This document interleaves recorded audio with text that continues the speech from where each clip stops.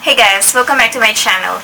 I'd like to give you a review on the product that is an alternative to Nespresso, and it's called the Podista. I have ordered for the chocolate version, the chocolate version and the coffee version, and I'm actually sipping one right now so that I can be reminded of how it tastes. It's good. The intensity is 12. So this might be similar to a Kazar or I think a Venetia, all those new coffee flavors that Nespresso has put out. They follow the same intensity style so that you don't get confused. So this one is the same as the shape of my Nespresso pods, hence they are compatible to my machine.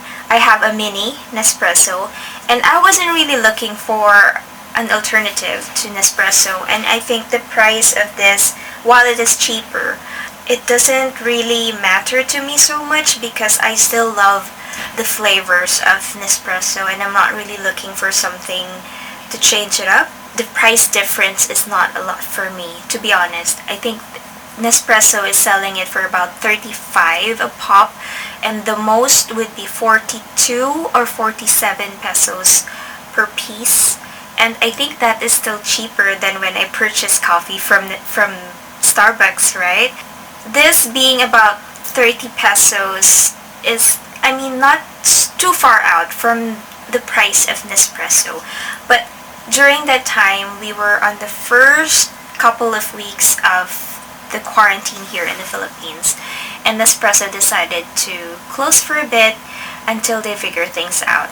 When they came back, they resumed operations and I was able to order, but only after my orders from Gerald.ph has arrived, and I ordered this from Gerald.ph. By the way, Gerald.ph is my go-to grocery store online. I haven't made a grocery run for the last 8 weeks because of Gerald.ph. So shout out to Gerald.ph for keeping me well fed. Thank you. So you've never stopped operations, and especially here in my location. I order bottles of wine from them, a lot of meat, this Podista, and some frozen fruit and vegetables. So they're really good. So anyway, taste-wise, I absolutely like this Coffee Intenso. I think it is really good. It doesn't exactly beat Nespresso because Nespresso has a variety and I only found one. But in terms of the intensity and the feeling that you're really having a good cup of coffee, this doesn't lag behind. This is good. I mean, it's good, and it has this seal that says it is using a biodegradable, although a plastic material. So this is how it looks like. The other one, which is the hot chocolate, this one I made a mistake. I thought it was a chocolate flavored coffee, and this was the first one I opened and I was super disappointed. So this is how it looks like. So it has a different sticker top. The coffee is green and this one is bronze. So I thought I was duped by this because when I tasted it, it has sugar, and I never put sugar in my coffee, and it felt like those mixes, those 3-in-1 instant mixes, and I was like, I really like my coffee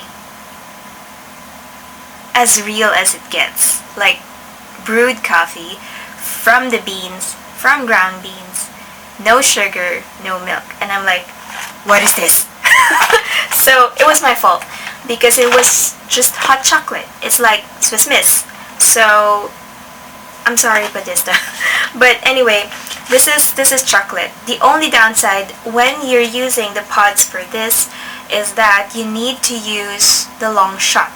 You cannot use the short shot. I did that before, thinking that it might have a more intense chocolate flavor. You will find yourself left with a bit of the mix or the chocolate, and well, your other option is to run another short shot or just let it be. And the difference between these two is that, of course, since the coffee has grains, you will be able to find residue after using it. But this one is completely empty. You know you did it right when it comes to the hot chocolate Podista when the pod is this empty. And I've saved it for you just to show you how it actually is very transparent. Really empty, but only if you use the long shot. So make sure to use the long shot when it comes to this.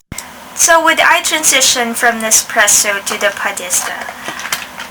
I don't think so. That's the short answer. I think I haven't been bored yet of the variety that Nespresso is offering, and they keep on changing things up, although I think the others are repurposed.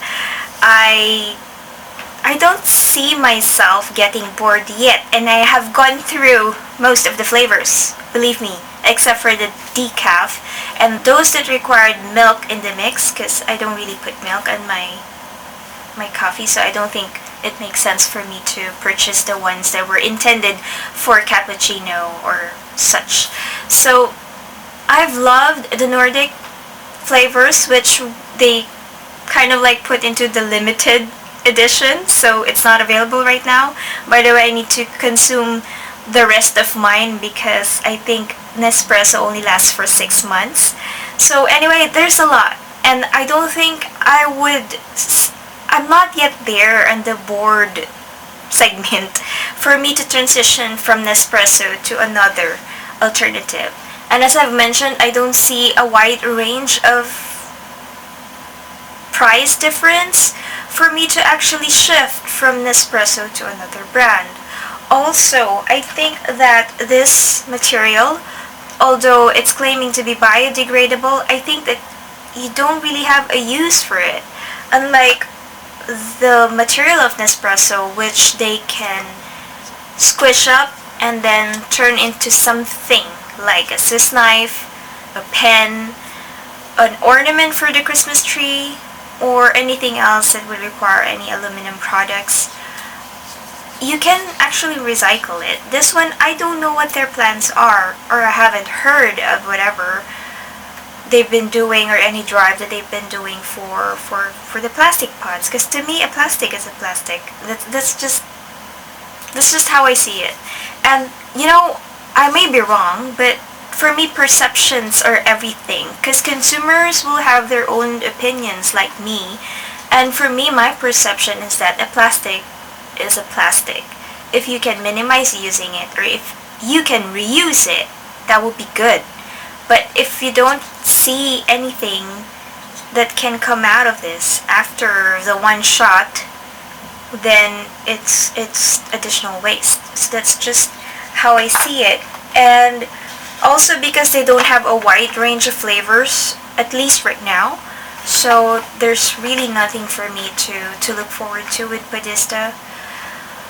Why would I order Podista?